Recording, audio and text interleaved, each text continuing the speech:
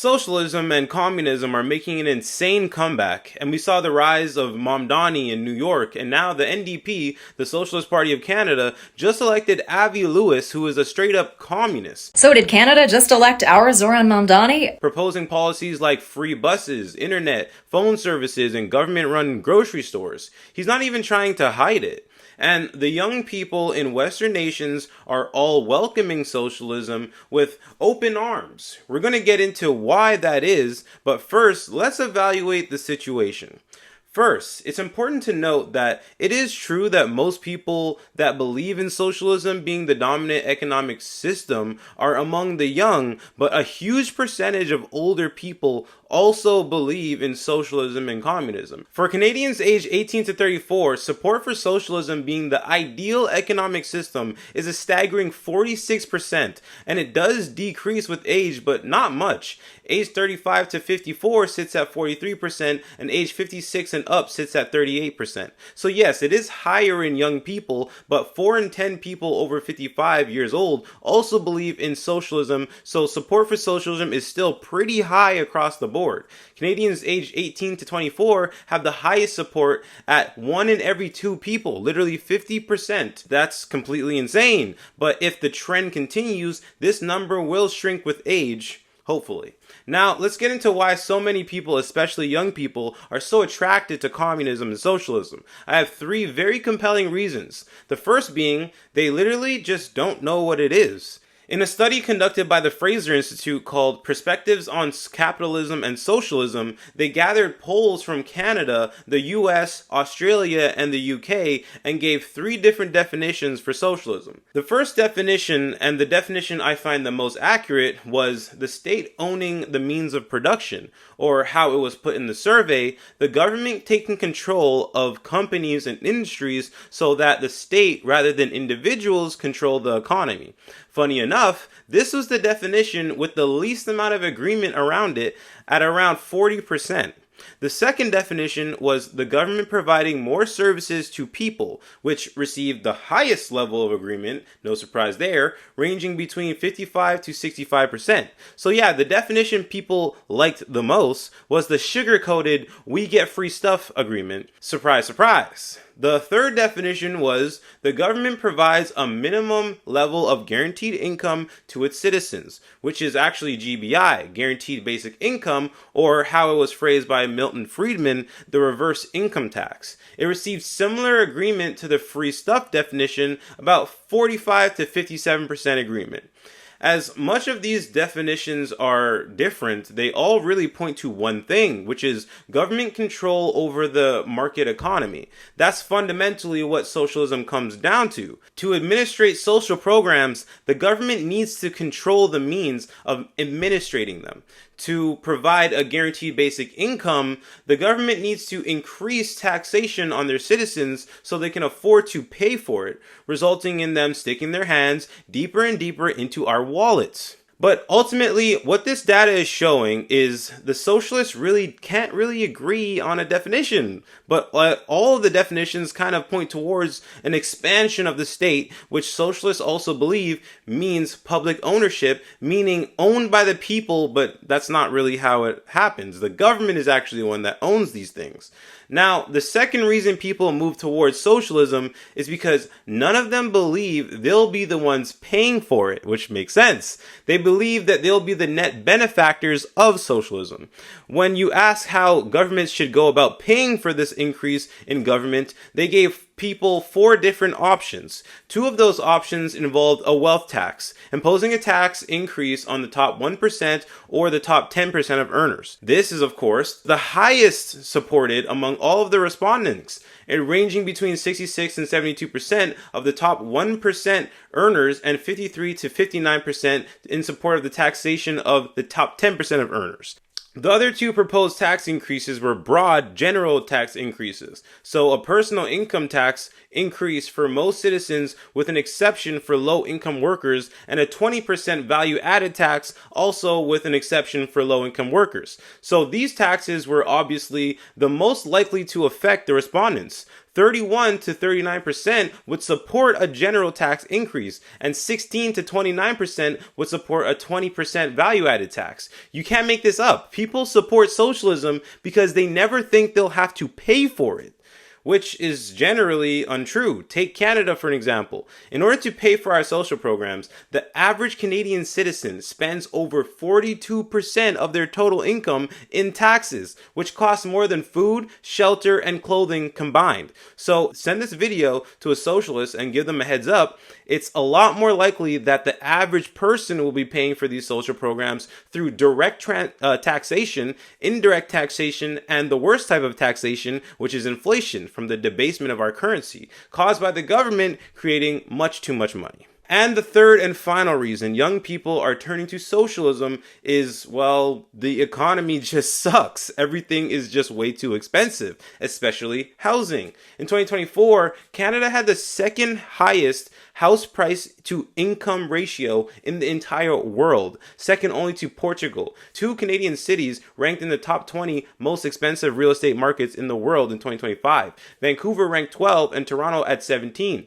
Canadians were asked what the three biggest issues they face right now is, and the two of the biggest were the rising cost of living at 60% and housing accessibility and affordability at 41%. 9 in 10 Canadians are concerned about the current state of housing in Canada. Young Canadians aged 18 to 44 are the most worried at 91% concerned. 3 in 5 Canadians are both worried about their ability to pay their rent or mortgage and are worried about losing their homes or rentals. Nearly 45% of non-homeowners believe they have a very low chance of ever owning a home. We are going through a financial crisis, and I'm not saying that to fearmonger. Just objectively speaking, that's what's happening. And the problem is, these people believe that more socialism and bigger government will fix this, which is just factually untrue. Matter of fact, the bigger the government has become and the more they have taxed us, the more laws they've created. All of these actions that the government is taking are the exact reason why we're in this position in the first place. The devaluing of our currency through money printing, the increase of scarcity and low productivity caused by bureaucracy, and the increase in asset prices, these are all the products of a bigger government. That's why I believe the rise of Mamdani and Avi Lewis's of the world was inevitable, and I believe in the next election, Avi Lewis will garner a lot of support. I mean, his party just received over $670,000 despite not having party status. So I think it's important to understand what we can expect from this communist party, and it's not going to be pretty. So let's go through some of Avi Lewis's policies. Let's start with the free grocery stores. Lewis talks about the grocery store giants in Canada, namely Loblaws, Costco, Sobeys, Walmart, and Metro. The 5 of them account for 65% of market share, and yes, this is concerning. These are oligopolies. However, his solution is to create another government-run and subsidized grocery store oligopoly. Taxpayers will pay for the rent and utility in exchange for some of us being allowed to shop at low-cost government-run grocery stores. And when I say some of us, I mean some of us. I don't see a world where this doesn't lead to government grocery stores eventually becoming the biggest oligopoly or even monopoly. So let's look at some of the examples in other countries with nationalized grocery stores. Venezuela nationalized grocery stores in 2010 under Chavez. By 2015, they had food shortages and long lines to get groceries, to the point where people missed work and kept their kids home from school just so they could line up all day to get a piece of bread. They nationalized many other things, including oil, which led to their country having 100% inflation annually. Why can't we just learn from the mistakes of others? Why do we have to keep repeating the same things? And by the way, similar outcomes also happened in Cuba and in Russia during the USSR. No matter where this is tried, it always ends in people starving. Fancy that. He also wants to nationalize telecommunications services for the same reason, and pharmaceutical manufacturing, and creating a government oligopoly or monopoly in both cases, which will give the government the biggest market share and ultimately control over who can and can't access the internet or phone services. And I really don't want to ensure all vaccine production in the hands of a government that gave citizens citizens false information about vaccines slowing transmission of COVID, and has been fighting for years to stop the release of documents that proved Canadian scientists had given classified information to China's Wuhan lab. But maybe that's just me. Also, just like Mamdani, Avi Lewis is offering people free and reliable transit. Never really seen free and reliable in the same boat, but committing to electric bus services, high-speed rail projects, zero-emission vehicle mandates, and public charging stations for EVs, all of which combined would cost literally hundreds of billions of dollars, and we will likely end the same way that Mamdani's promise did. Not only did citizens not get any free bus services, but bus fares actually increased. Then he promises to end homelessness, good luck, by building over 1 million publicly owned and operated homes within 5 years. You know, the Netherlands already tried this. They have over 2.3 million social housing units, which makes up 30% of their total housing. And just like all socialist policies, that results in very long lines and very high prices for the public sector. The average waiting time for a public housing unit is 7 years. Some places it could take even longer, 12.5 years or even 19 years. Then as a result, the amount of private rental units shrink, increasing the amount of people that have to rely on the public's housing units, which again have extremely long lines. In 2025, about 17,700 homes were available to rent, which just over 15,000 were taken off the rental market, which means more properties are being rented than are being created. If this trend continues, people are literally going to run out of places to live, whether that be private or public. And lastly, Mr. Lewis wants to strap our oil industry, saying he wants to end all federal approvals for new pipelines, oil projects, and liquefied natural gas terminals, and instead create clean renewable energy sources and promote renewable energy exports. What? Many countries that began decarbonizing their domestic energy industries are now going through an energy crisis because of the Iran war and the closure of the Strait of Hormuz.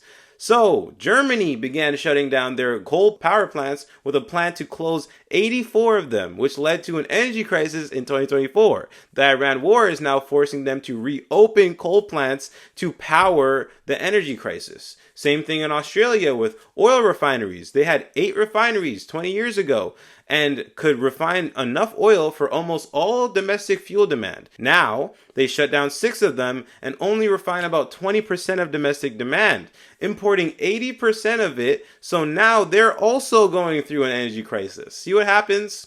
Stopping domestic production of carbon energy always leads to domestic energy suicide.